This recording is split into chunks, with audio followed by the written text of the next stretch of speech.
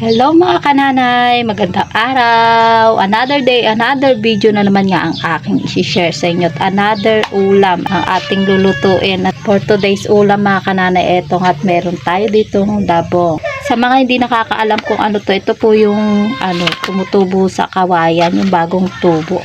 Yan ay nauulam. At talaga namang perfect na perfect pang abraw o pang adobo o kahit na panggata o anumang inyong gustong lutuin na alam nyo. Ayan, at talagang napakasarap nga din yung mga kananay. At sisimulan na nating balatan.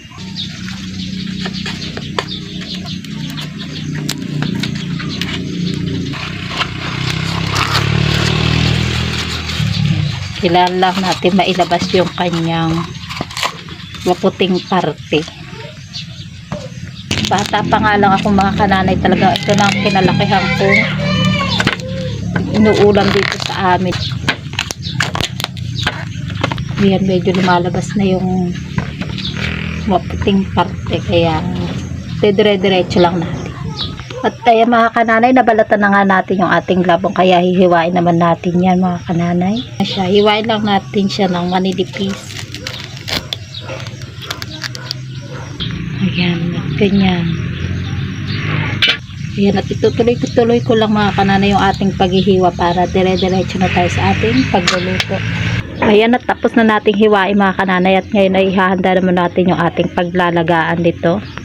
Ayan, at ilalagay lang natin sa ating kaserola. At syempre hugasan muna natin.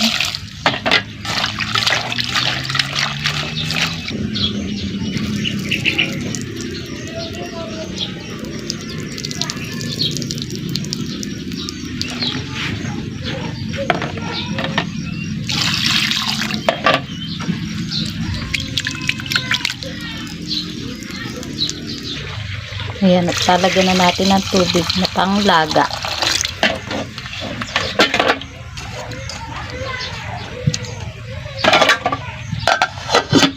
Ayan, at dahil handa na mga kananay, isalang na natin siya sa apoy para malaga ng mabuti.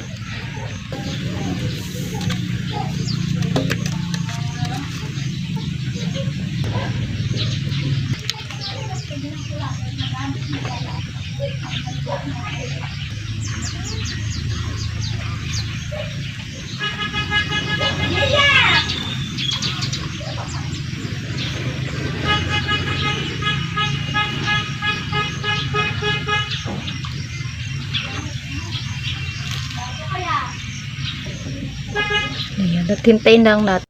At ayan mga kananay, naluto na nga natin at nailaga ng mabuti yung ating labong. Ayan, at mainit pa nga. Ngayon ay ihahanda naman natin yung ating kakailanganin sa ating pagluluto. At ngayon ay i-adobo nga natin yung mga kananay. Masarap din yan kung lalagyan mo ng saluyot at i-abraw. Pero yan ay adobo muna tayo. Ayan mga kananay, nagsalang na nga ako ng kawali sa ating kalan para makapag-umpisa na tayo sa ating pagluluto. At ayan mga kananay, i-drain na rin natin yung ating labong para medyo mapigarin natin bago natin igisa. Ayan, at pipigaan lang muna natin.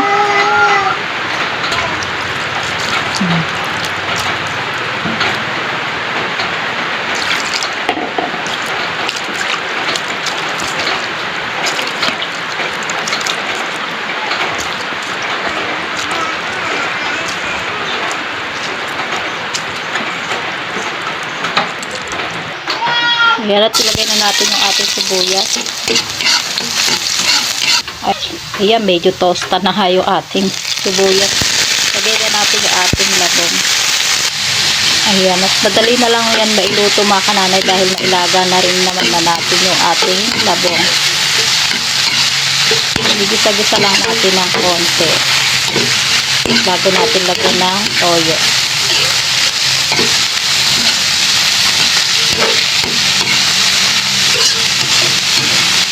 Ayan, at dahil nagisa na mabuti yung ating labong, lagyan na rin natin ng ating toyo. Lalagyan na rin natin ng paminta. Siyempre, magic sarap. Mga nagpapasarap sa aking luto. Pwede na maging commercial ng magic. Ano,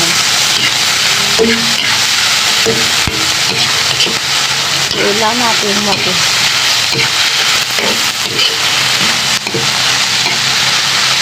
Naghintay lang natin maano yung ating toyo bago natin sukaan. Ayan mga kananay, lagyan na nga rin natin ng ating suka. Konting suka. Ayan, natihintay na lang natin na malutong mabuti yung ating labong o masingawan mabuti yung ating suka. Makuluan pala, hindi masingawan. Ayan, mamaya ng konti pwede na natin patayin yung ating tala. At ayan mga kananay, luto na nga yung ating labong, kaya pwede na natin patayin yung ating talan.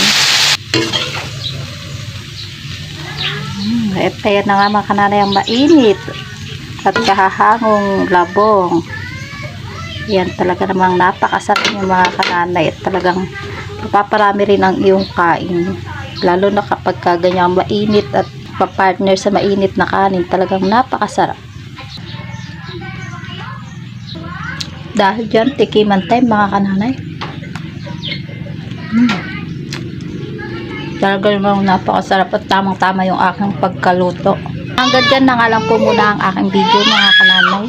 Kung nagustuhan nyo ang aking video at para pa sa mga ganitong klase ng video, huwag nyo kakalimutan mag-like and subscribe at mag-follow na rin kayo sa aking Facebook page na Buhay Nanay. Bye bye! Pagpalain po tayo.